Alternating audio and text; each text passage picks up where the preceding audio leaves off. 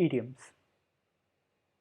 Idioms are a unique form or structure of a sentence that we usually need to memorize in order to solve it in the GMAT exam.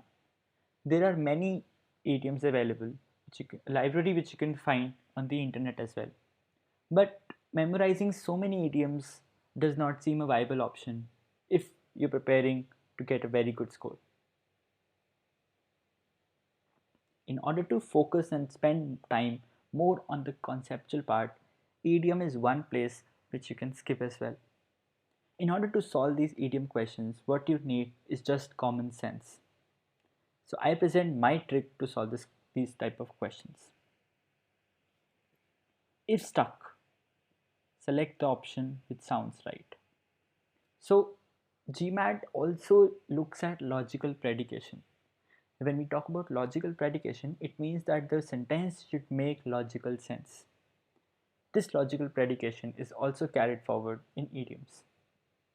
For example, you are prohibited to play outside and you are prohibited from playing outside. Which one do you think sounds much better? Definitely, you are prohibited from playing outside sounds much better because these sentences are formed structurally in this way which seems more easy to hear and understand. I'll give you one more example and you'll understand why idioms are such a tricky part of GMAT.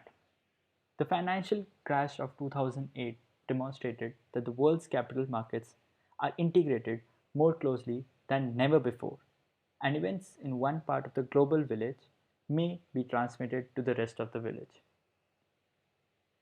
Here, more closely than never before. Have you ever heard a word like that? Have you ever heard a sentence like that? I don't think so. What we have commonly heard is more closely than ever before, which makes sense because earlier situation was different and now the situation has changed and it's changed and it has brought a big change from the past situation. Hence, we would definitely cross out option A, that is our own correct, our own non-omitted sentence. Option B says closely integrated more than ever before. So, this seems good. We'll keep it in hand. More closely integrated as never before. Once again, a wrong choice. More closely integrated than ever before. Once again, we get the ever before part. Last option is more than ever before closely integrated as. Just read the last E part along with the sentence. The financial crash of 2008 demonstrated that the world's capital markets are integrated more than ever before closely integrated as. Does that make any sense? I don't think so. So, logical structure of the sentence is very important as well. We come down to option B and option D. The only change in these two options is so and that. Which one do you think is the correct option? If you guessed D, you were right. I'll explain this through an example. I was playing outside, so I got hurt. So gives a cause and effect relation. Something was happening, so something else happened. Now read the sentence once more. Do you think putting so here will change the meaning of the sentence?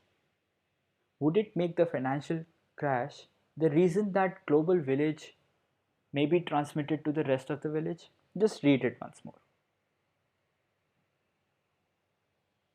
The important thing to understand in this question is that this and which is present here separates two independent and individual events.